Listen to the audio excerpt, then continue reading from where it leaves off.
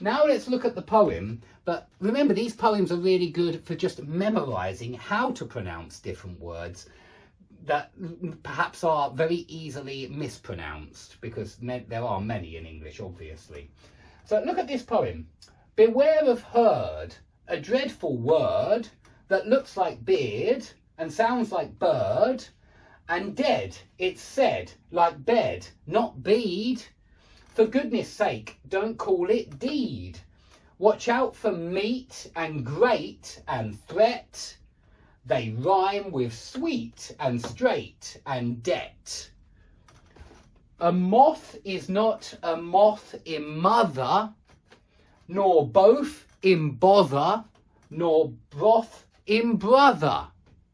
And here is not a match for there, nor dear and fear for pear and bear.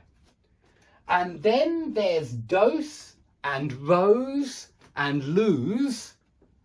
Just look them up, and goose and choose.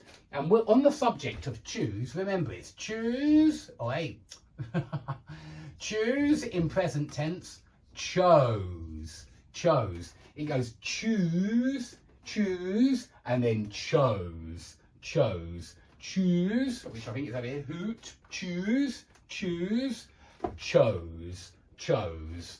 Yeah, so you've got to learn these words by heart. And one thing that I think is very useful is just reading prose. I mean, poetry is the best, certainly, especially poems like this. You can find it online. It's very useful for practicing the tricky words.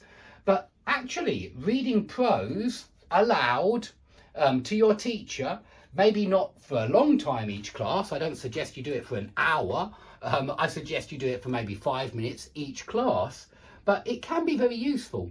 Just reading aloud, maybe poetry, maybe prose, maybe songs. It doesn't matter what you choose, actually, but choose something that you find quite challenging, quite difficult. Don't choose something easy.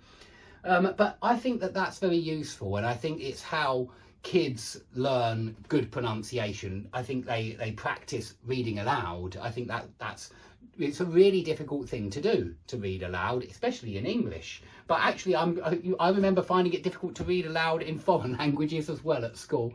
And so it's a good thing to practice for pronunciation. And yeah, don't spend too much of the class on it each time, but I think it will help with the difficult words and the words which are often mispronounced. Okay?